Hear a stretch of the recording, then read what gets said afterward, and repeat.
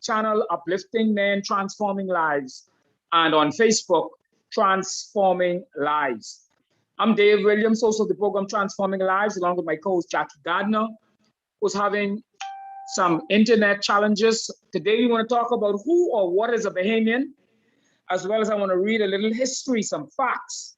And so I'm inviting you to share on this program. We deliberately did not plan for any guests today and last week, as we want to focus on an open show and to hear some facts about the Bahamas. Last week, Dr. Elvie McMillan shared with us some information, and I hope he has more that he can share with us, and also others who can share information as to who is a Bahamian, what is a Bahamian. Go back to 1973 to now, talk about the progress we have made, what the future look like. And so, folks, I'm thanking you for joining us. I'm inviting you to invite your friends, family, and others to join us as we broadcast live on this program. Who is a Bahamian? What is a Bahamian? I see a hand already up. Jane Hilton. So Jane, what I'm going to do, I'm going to invite you to unmute your mic and talk to us about who is a Bahamian, what is a Bahamian, or what you want to tell us as we think back from 1973 to now, 48 years later. Go ahead, Jane Hilton.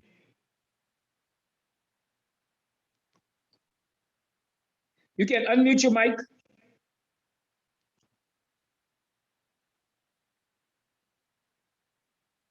Okay, I don't know if she's having some challenges with a mic, because I see a hand raised up.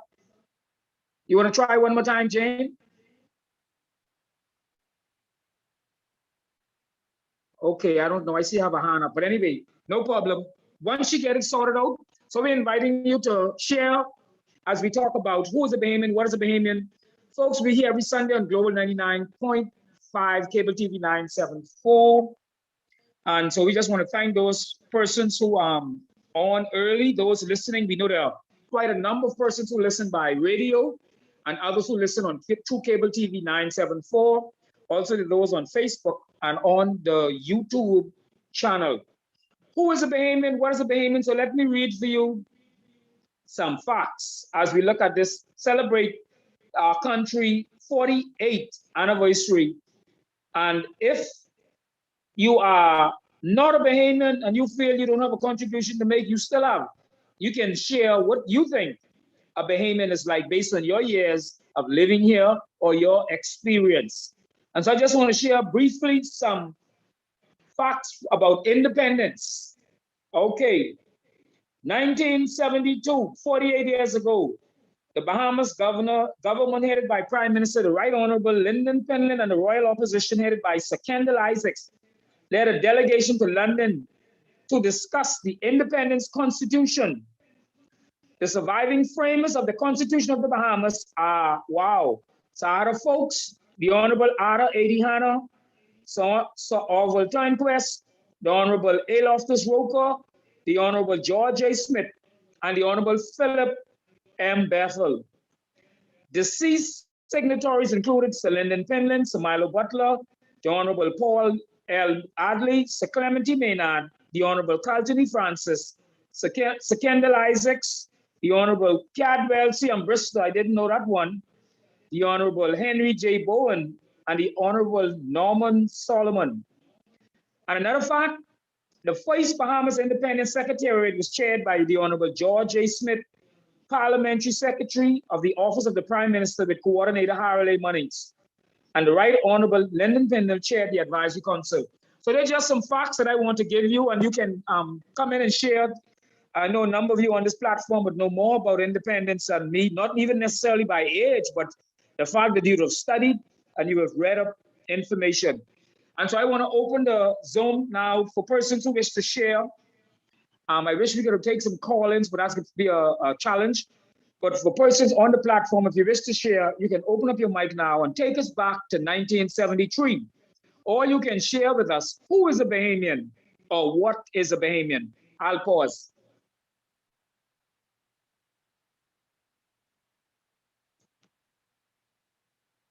Dr. McMillan, I gotta go to you first. Any of that history you want to give me? You gave us some good information. Jackie conveyed that to me last week. Anything else you want to add to some of that history that you shared with us last week, Dr. Macmillan? Good afternoon, Dave. Good afternoon. And all those who are on this independent weekend. And I'm very happy to have been with you last week. Yes, sir. And that I can be with you again. I think Independence Day was yesterday. That is the date, and I guess the whole weekend will be celebrated. So I listened to several, I was going to say religious programs, but services in my church where people spoke about the independence and so forth. Right. And a lot of wonderful memories came to mind, and my mind was filled with pride as I reflect on the years. I was very much alive in 73. I was a pastor in Nassau with my family. Yes. Not too old and not too young. And we watched the whole process. Before that day, we were witness to the process that brought us to that independence. And when we look at the political side of it, at that time, the power folks in the Bahamas was the UBP, or as some of us used to call it in my day, the Conky Joes. They were the power people. And when Sir Lyndon Pindling, along with the others that have been mentioned, one Mr. Knowles and Sir Milo and the others started the movement,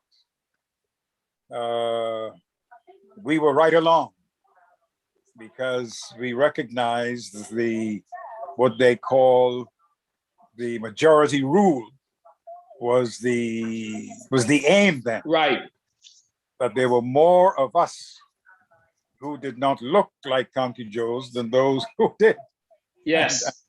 And that is what gave the steam. And so there were many things that led up to Independence Day.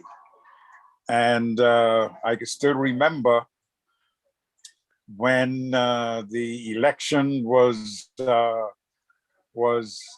election. I can't remember the exact date, but when it was just about tied and everything depended on yes, Randall Fox and Mr. Brennan becoming the speaker, and then Randall Fox came with the PLP. He was Labour, and that's how the UBP, politically speaking, was tumbled. Now, let me tell you something about that some folks may not understand. The way that happened, right? The night of the election, there was uncertainty because of what I just said. It was so close. Someone had to be speaker, which would have made the difference. And then Randall Fox will have to make a decision where he would go. Because of that, and this has always stuck with me, and I'm making a point here, it was so uncertain that election night was calm. There was no big celebration because nobody could celebrate, right? And because the outcome had to be decided later, but yet it was clear that the UBP had lost and the PLP, or the rest of us, the majority, had won. Right. We saw that. Many of us saw that as something providential.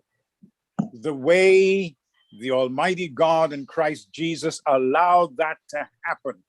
There was no rioting, no celebrating to cause harm, no degrading of anybody. It was smooth and calm. And when the decision was made and A.R. Brennan became the speaker. Randall Fox took the side of the majority. It was a wonderful day. I remember walking down Bay Street, and along with one or two of my colleagues, and we held our heads high, for at last it had happened. All right. I see it as providential. That is, God in his providence in Christ was guiding in the history of the Bahamas. Okay. And that event went on to 1973, as you read, the proposal for independence by Sir Lyndon and his cabinet. There were those who opposed, of course, those who were, as I said last week, who were UBPs, and on the other side, they felt there's no way the Bahamas could sustain an independent government on their own. But there were those of us who felt that way. There was a saying among us that even if we have to just eat fish and grow our own stuff, we would be independent. And so there was support, there were prayers in that direction, and history has revealed that it has come through. And I guess everybody has their particular incident that they remember. I remember the night when the Union Jack went down and the Bahamian flag went up. I remember learning our new national anthem. I thought it was so good, written by Timothy Gibson, right? All right. March on Bahama land. Yes. And still brings that vibration of pride and joy in my heart. I remember when we really became independent. As I mentioned last week, many of our Bahamian colleagues left. Yes. They said we couldn't make it. This is going to be chaos. And they left for the United States and elsewhere. But there are those of us who remained. And of course, that's history. We're still standing today. Right. And then the new legislations that came in under independence. I think the greatest of these is the National Insurance Program. When Sir Lyndon introduced that, folks really couldn't understand. He had to fight for it. But no one would second guess that today. The National Insurance Program, the NIB, and so forth, it is what is carrying that country today. Now, that's consistent with other independent countries. So this is to the credit of the early leaders of the Bahamas, that something like that could be established. And today it is how should I put it, a foundation point or institution. Right. In this pandemic, and with all the other challenges. And of course, what's behind the NIB or the union of these contributions. And so it's like Social Security in the United States, and any independent country has that type of program. And so for us in those days, we supported the early leaders in establishing that. Then, of course, the education, the support for education, the independent government felt that any Bahamian who wanted to go and study, they would do it. They would give scholarships, and the rest is history. We have Bahamians prepared in every field, and this is to our credit. So I'm happy I can say something again about our independence, 48th independence, and we look forward to 49, and then on to 50. Yes, sir. Okay, thanks for your contribution. I'm sure later on you have more to share. You want to give others some opportunities. So folks, we're talking about our celebrating this Independence Weekend, as you heard Dr. Macmillan talked about. If you don't know, Dr. Macmillan is a former president of the Seventh-day Adventist Church in the Bahamas. He's retired, he lives in Miami, he's been there for quite some time. And so he's sharing from his perspective. I just want to open the mics again. If there are others who wish to share, take us back to 1973. Who is a Bahamian? What is a Bahamian? And share some of the history when we think about 1973 to now, 48 years later. I want to give you that opportunity to unmute your mic and to share.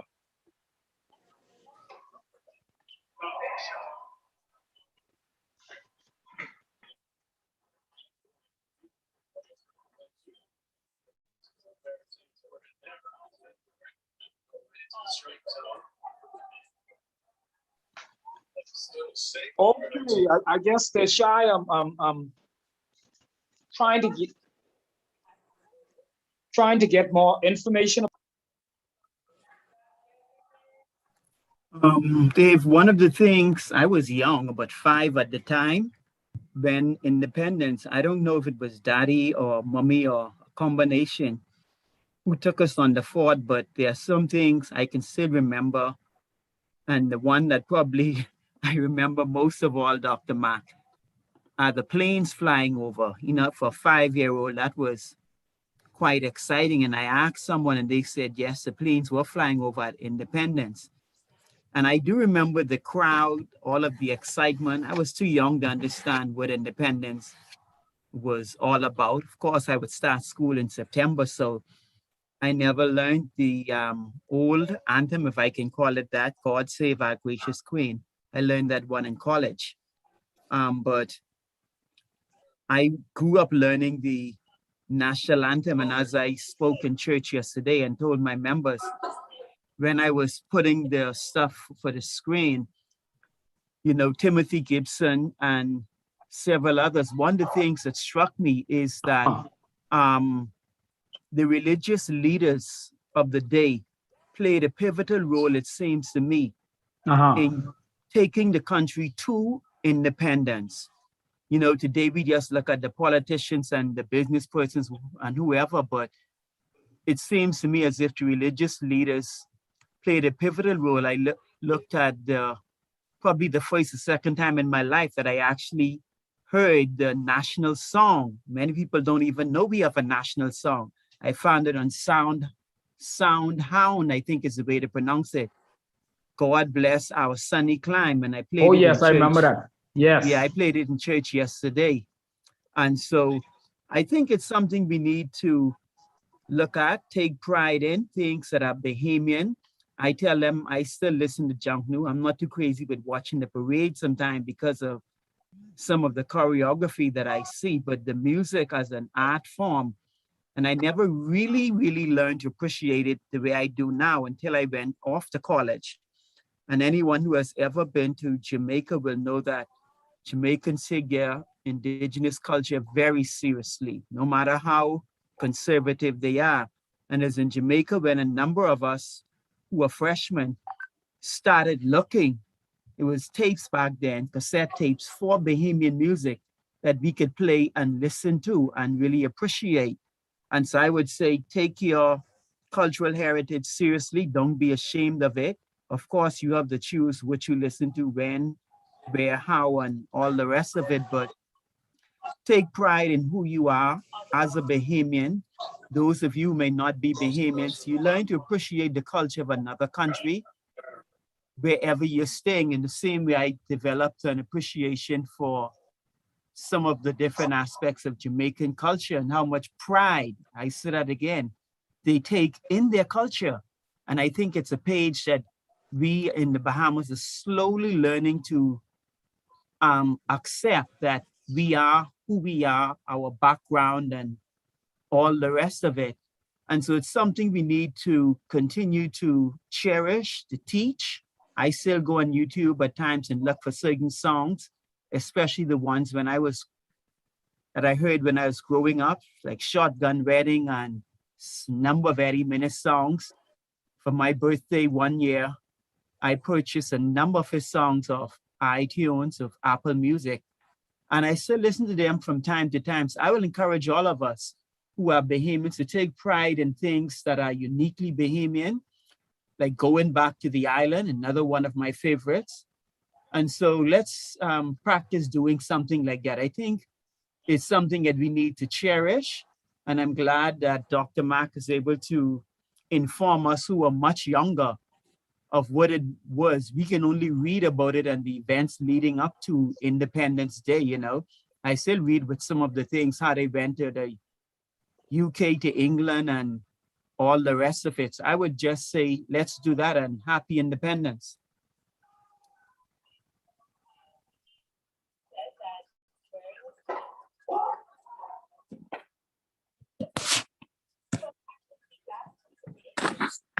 Just let me, if I may, Dave. Yeah, go ahead. I think. Oh, okay. All right. Good. Yeah. Following up on what you said about culture, what I've always understood and felt proud of when it comes like to Jamaica, Trinidad and Tobago, the other Caribbean islands. And if you were to describe the culture of Bahamians, I always felt that we would have been tagged as one of the most tranquil and peaceful people in the Caribbean. The only other nation, and this one is not even independent yet, that can come close to us, would be the Cayman Islands. But Bahamians are basically peaceful people. Yes. We are not belligerent. We are not. I guess the worst we have is the riot when they walk up Burma Road, right? But what was that? It was only a walk, everybody walking together and all like that. And that is what we did. And we were known for that. The build up to independence and the change to majority rule. And when we say majority rule, we're talking went from the ruling by the Conky Joes, as we call them, and who don't know what Conky Joe was, man, check it out, to our black folks.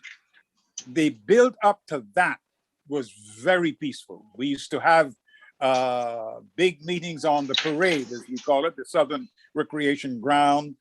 They brought in Harry Belafonte. They brought in other big folks from the US. But we, over the hill, they used to call it over the hill. Over the hill, we had our little meetings, and that was it. There was no destroying of property or harming people. But we did what we had to do in a peaceful way. And that's why I mentioned the night of that election.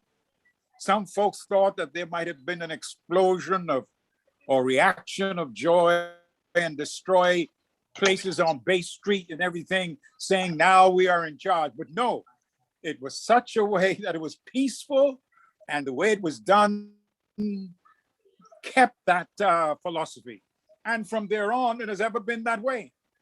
When Sir Milo Butler took the mace and threw it out of the window and walked out, I'm just talking about the most belligerent activities we had. That was it, right? Somebody picked it up, carried it over the hill, and that was it. But it was a peaceful reaction, a peaceful demonstration, and Bahamians, we are known as that compared to other places. They say we are from the what? Arawaks, right? Peaceful tribe of people. And so that's what we are, and we should be proud of it. We're still that way. We do things democratically. We go by the vote. And as far as I'm concerned, what happened in the United States on January 6th, we never had anything like that. The closest we had was when that mace was thrown out of the window of the House of Assembly. But nobody went in, and oh, it was terrible. So our record continues. And it is something for us to be proud about. We can make progress by the vote in a democratic system. We are from the British form of government, and we hold to that. And we should be proud as we move on to 50 years. Okay, I just want to thank you, Doc, for that contribution again. And so, folks, who is a Bahamian? What is a Bahamian? As we reflect on 48 years of independence, we just want to give others on the Zoom an opportunity to share as they reflect on 1973 to now, the progress Dr. Macmillan shared about NIB and how it was criticized and condemned then. And I'm sure all of us looking back now can agree. I'd agree with him at least that NIB was, and still is a good thing. But I want to give others an opportunity to share. Unmute your mic and tell us who is a Bahamian, what is a Bahamian, what reflections you have 48 years later from 1973, or even share some history, some facts. Think about where were you in 1973? Tell us where were you. I'm going to give you an opportunity to unmute your mic and share with us some of the history. Don't be shy, folks. Don't be shy. Just let us know. Talk to us about 1973, 48 years later. Or what? Tell me then, what do you see the Bahamas looking like in the next 50 years, if you want to put it, or the next 5 years, the next 10 years, as we reflect going forward from 1973 to now. Earlier, I saw Jane Hilton, she had a hand. Do you still wish to talk and to share as we reflect on our 48 years of independence?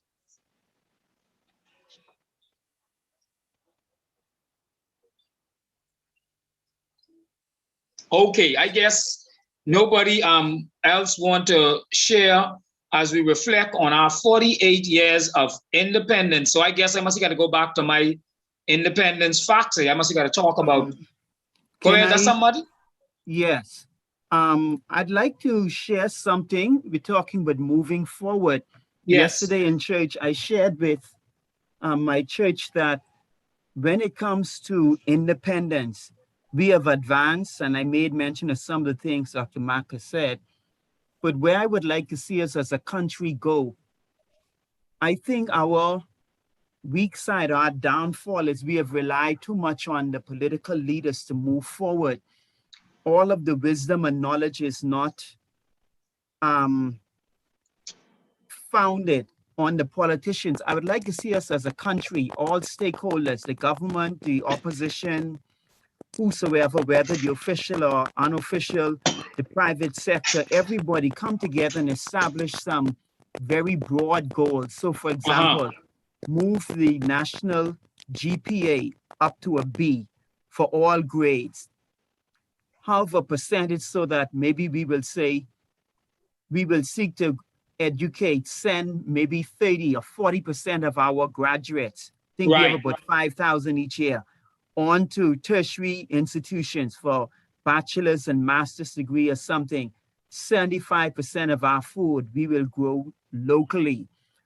Maybe 50% of our energy, our power will come from renewable sources over, a period of so many years. Right. Maybe 40% of the cars on the road will be all electric within the next, let's say, 20 years. Right. And you set these broad goals. I'd like to see us do where another one, I bought this one from Celinden. When someone said they once asked Celinden, who was a Bahamian? And expecting some long, convoluted answers. His answer was simple. Right. A Bahamian is someone who has a piece of the rock. I watched that on Legends and I'll never forget it. Can we set a goal for the next 30 years, let's say, that everybody over the age of X can have a piece of the rock, their own property? Right. So we will take crown land or however it is done. I'm talking with broad goals. If we can sit down, I plan to put together a little manifesto or something and release it about a month or two, I don't know when, before the election. And I'm putting it out there for any and all and sundry. You can borrow from it, you can add to it. So we start a national conversation whereby we pull the collective wisdom of the country. Okay, everybody who lives here and say, this is where we want to be within the next 20, within the next 10, within the next 30 years, improve the healthcare system, things of that nature. One of the things, get a residence for the prime minister. And you have it so that make a change in by law or constitution, I don't know which one, that after the winners declared, the incumbent has conceded that he or she has lost and the new prime minister is sworn in, right, then that person will take up an official residence within like 2 weeks time or so. right. That person You got to mute the thing, Dave. Yeah. Yes, I realize we having some challenges. Go ahead, continue. Yeah, but I'm saying those are some of the things I would like to see us do, develop our family island. So when persons graduate from high school, there's not this mass influx into New Providence. The population can be better spread out, and we won't have, the PLP started something and I felt needs to continue and improve on. This is not politics. Anybody, as far as I'm concerned, can do it. They talk with the anchor property. And even back then I was saying that's a good start. Right. But when you have one anchor property, like Club Medley, Lutheran, that gets hit, you know what happens? Everything shuts down. Yes, but it if you affects the island. focus on smaller, so instead of maybe one anchor property, you start planning for 10 major properties, so to speak, in different segments, so that if one gets hit, the other 9 will carry the load, or 3 get hit, the other 7 can carry the load, and the wealth and the income generation is spread out. And tourism is not the major mainstay. We develop other economies like manufacturing. We're in a position to offer cloud services and other IT services. So we spread out our wealth across outside of tourism. So if there's another 9/11, we're not put in that same position when the planes stop, the boats stop, and another 2 weeks, if they had not resumed, all of us would have been eating grass for food if the boats and other stuff had not picked back up again. So I'd like to see the Bahamian people, the people who live here, come up with some broad ideas and say, look here, this is where we want to go. There's an agreement. This is where we want to go within the next 20, 30 years, 10 years, whatever. And we can then say, look here, the politicians will then run and say, I have a best plan as to how to fulfill it. That sort of stuff. Yes. Who is a Bahamian? What is a Bahamian as we reflect on 1973 to now and the next 2, 3, 4, 5, 10 years? We're talking about, we're celebrating our Independence Weekend. And so we're inviting those of you still on the Zoom. If you wish to unmute your mic, I'm going to pause again and allow you to share. Also, or those on Facebook, if you wish to make your comments as you look at who is a Bahamian, what is a Bahamian. Take us back to 1973. Where were you? Or take us forward 10, 15 years. You heard Pastor Williams just share some of the things he'd like to see. I'd like to see us too, less dependence on food. I'd like to see us as Bahamians empowered more from an economic perspective. I'd like to see the next 10, 15, 20 years. I'd like to see tomorrow, where with a pending election coming up, we no longer have to look to governments for handout. Example, people say, well, I ain't voting for so-and-so because I see them from the last 5 years. Or I never see my MP, they ain't come around.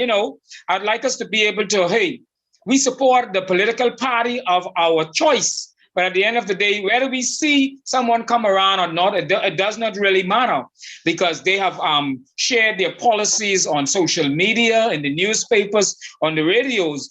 And based on that, we can make an educated decision as to the parties that we're going to support.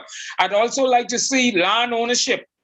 Before COVID-19, I would have proposed, here's what I would have proposed to the government.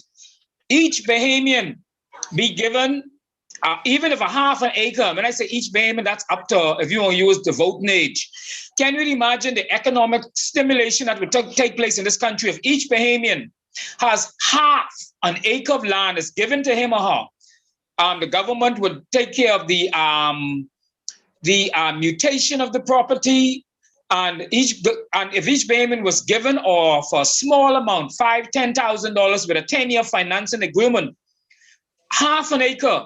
Can you imagine the stimulus that would have done?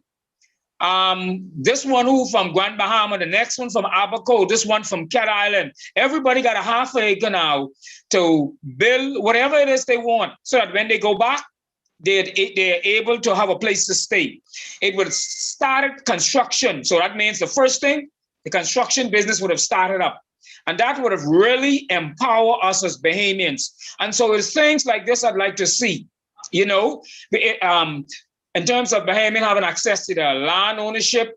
And we have, the last time I read, I think we have over 1 million acres of land in the bank, okay? And so imagine each Bahamian, we only have, based on the census, about 350,000 Bahamians. And if each of us got just a half an acre, right? So I'd like to see us empowered through land ownership. One of the things I also would like to see, if I was the Prime Minister today, I would grant license to Bahamians who have the financial ability to open up banks. There has to be competition for banks. We have the major Canadian banks, whom over the years have reaped millions and millions, perhaps billions of dollars in profit from this country. But yet, when there's a financial crisis, they downsize Bahamians, they leave islands. And I know one would say, well, that's a basic business practice. But my point is, if we had other Bahamian banks here, the effect would not have been as bad. And so these are some of the things I would like to see us as Bahamians empowered economically. Okay.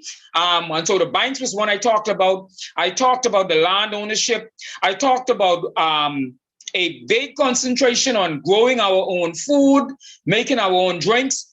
That's one of the things I like, especially when I visit a lot of countries. My mind always go on that. When I go into Jamaica, I've been to Jamaica numerous times and see how so much of their things, you know, the fruits and the foods, and, you know, they grow, manufacture a lot of their own things.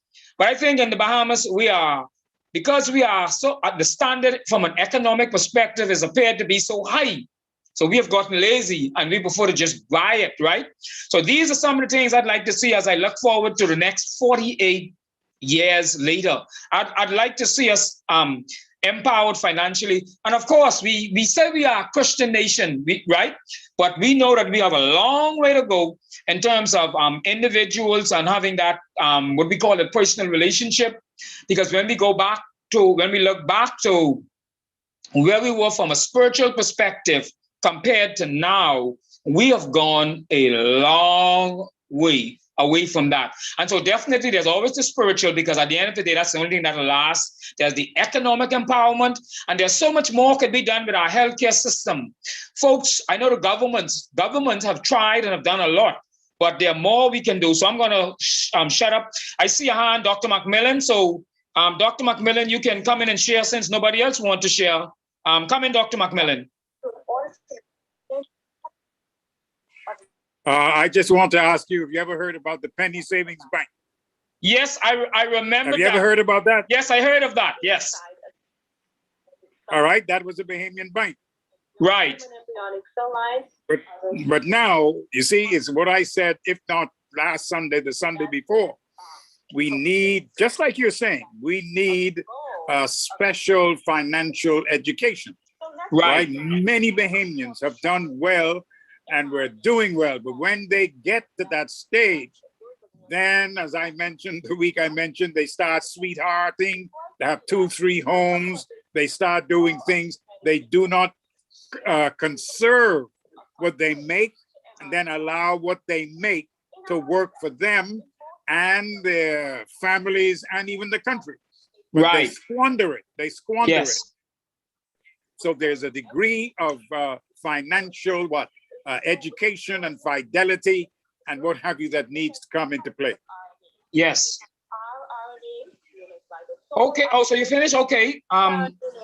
So as we were saying, yeah. So there are others. We just want to give you that opportunity. You don't even have to raise your hand. You can unmute your mic and share with the others. What is it that you'd like to see from 1973 to now as we look at independence? Is there somebody else want to share? What are your expectations? Or tell us who's a Bahamian? What you consider Bahamian?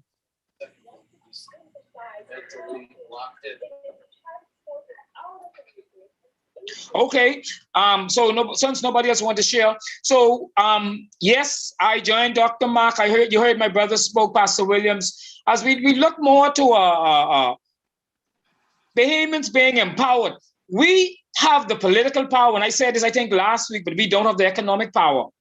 I mentioned last week how when you look at the original UBP cabinet, and this is not in any way saying anything negative about them, and you look at those persons who formed that cabinet, and you look at the names today, these persons control the power economically in this country.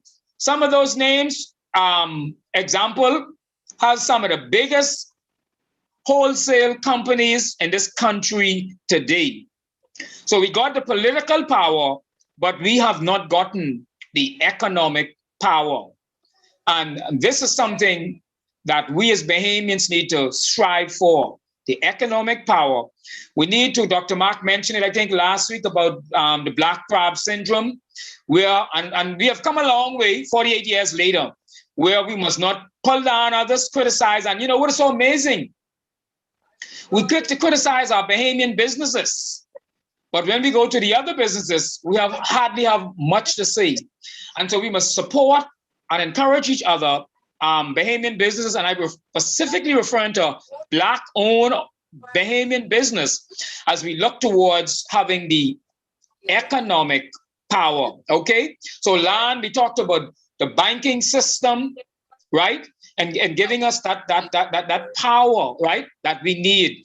A number of Bahamians have done well, and we want to continue to encourage them, whether they're Black or white, right? We want to continue to encourage them. But 48 years later, we have majority rule, but we do not have the economic power. So folks, you're listening to Transforming Lives, Global 99.5, Cable TV 974, Facebook, Transforming Lives, YouTube, Uplifting Men, Transforming Lives. I'm Dave Williams. My co-host, she's having some internet challenges where she are. Oh, and by the way, and that's another thing we have to look at.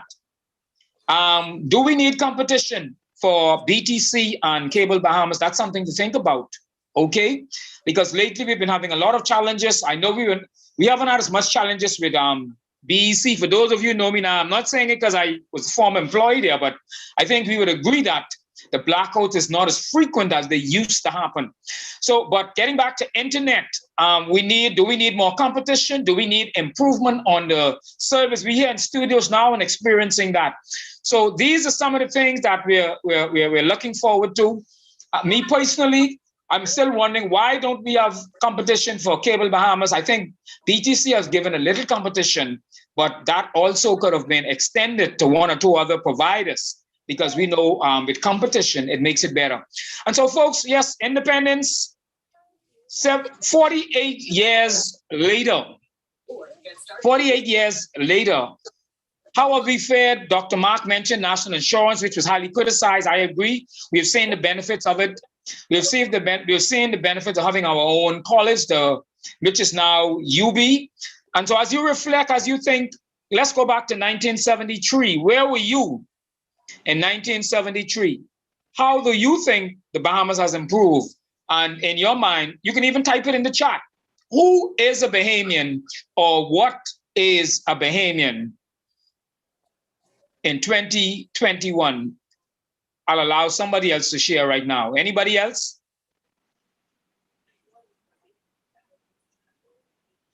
Okay, like they say, silence in the church. And because you're on radio, you know, you're on radio and TV, you don't like to give time for much silence. As we reflect on this country, independence, and who is a Bahamian, what is a Bahamian, how far have we come 48 years later? We reflect on the low-key celebration that took place, and we know for reasons that the government has indicated because of COVID. My personal belief is that more could have been done, more should have been done. Even where I know we had the concert, because I stayed up and watched the concert. Now, when we talk about Bahamian, I must say, and this could be a bit controversial, but I must admit, I enjoyed the Independence Day concert, but I was disappointed that they didn't sing the Bahamian songs, at least as far as I can recall. I don't hardly remember, and I must admit I'm not into music like that, but I can't remember if they actually sang one Bahamian song, or maybe they might have. But based on a lot of those songs that were sang, I really wish and believe that they should have, that would have been a good opportunity, in my opinion, to showcase some of the Bahamian songs. I know they have a independence concert coming up on the end of the month, but on our celebration of our 48th anniversary of independence, I think what better way to display our Bahamian, if it's going to be a gospel program, I think it would have been a good time and a good opportunity to display our gospel songs. What is your view on that? As we talk about Thanks Bahamian, the song say, "This we Bahamian, oh Bahamian." What do you have to say on our 48th anniversary of independence? I'm going to invite others to share right now to make their contribution.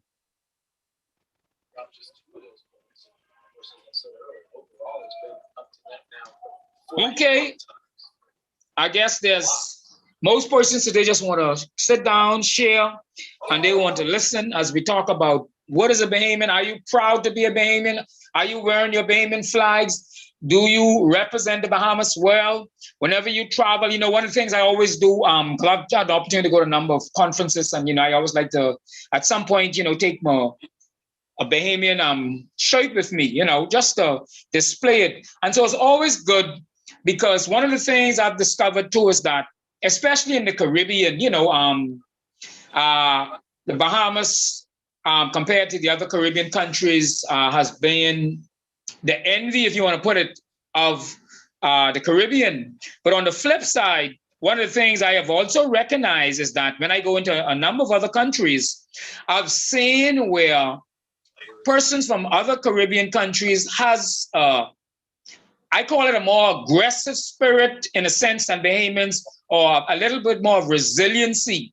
And I think as Bahamians, and I know this may be a bit controversial, but I still believe that as Bahamians, we at times tend to be a bit more laid back.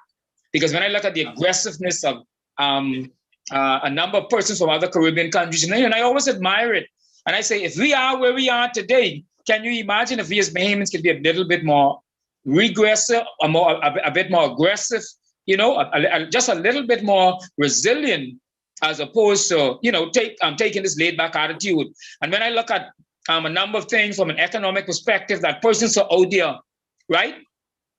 We use the word hustling, trying to make $1.50. Whereas when I look in the Bahamas, where we have a number of persons prefer to go on the street lights and just, you know, ask for a handout.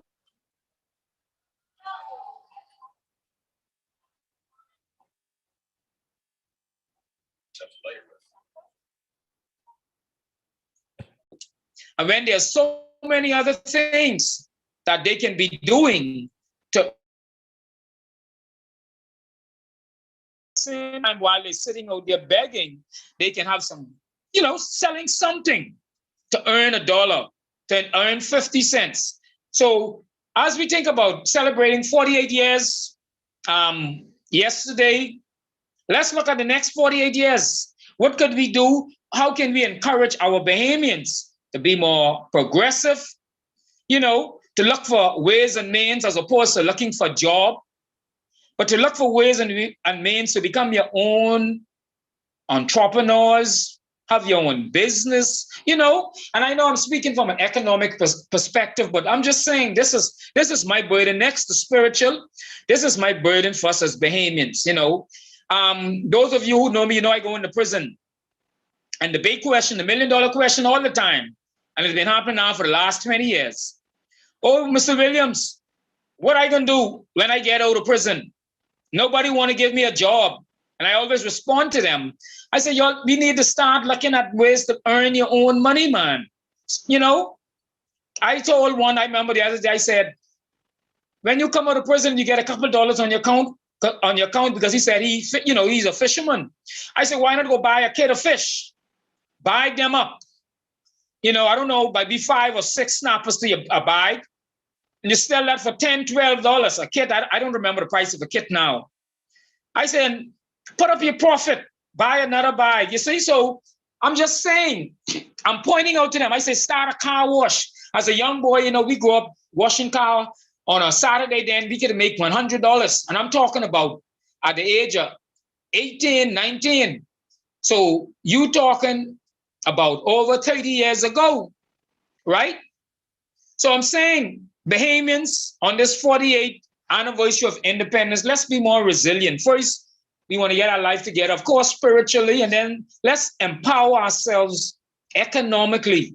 You know, let's empower ourselves. Let's look for ways and means rather than look for a handout, look for job, look to going on the government food line, complain about they ain't giving you what they putting in the bag.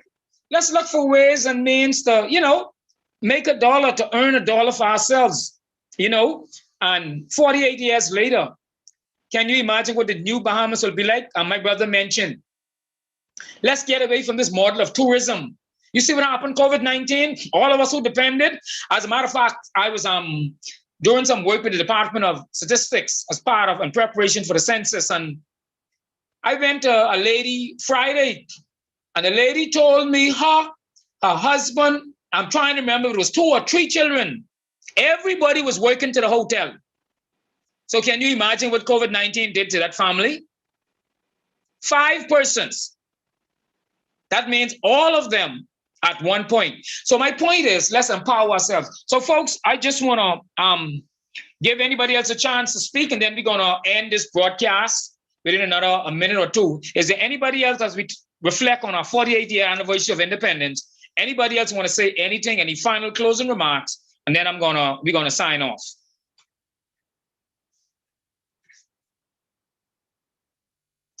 Okay, so I just want to thank those of you who took the opportunity for this hour. We started late, but we got the time back. I want to thank you for the opportunity of tuning in on this Independence Celebration weekend. And as we celebrate 48 years, and we're looking forward to the next 48 years, we don't know how many of us will be here, but we give God thanks anyhow. Folks, you've been listening to the program Transforming Lives on Global 99.5. I am Dave Williams, your host, along with my co-host Jackie Gardner, who had some internet challenges, and so she was not on today. I want to thank you for taking the opportunity to tune in, to listen, to participate, and encouraging you the way I always and reminding you that there's nothing more important than having your personal relationship with Christ. I'm not going to judge you. You can't judge me. We're not talking about your denomination. We're talking about your personal relationship with Christ. That gives you and I the guarantee of eternal life. Dave Williams, Transforming Lives with Jackie Gardner on Global 99.5. Have a wonderful afternoon.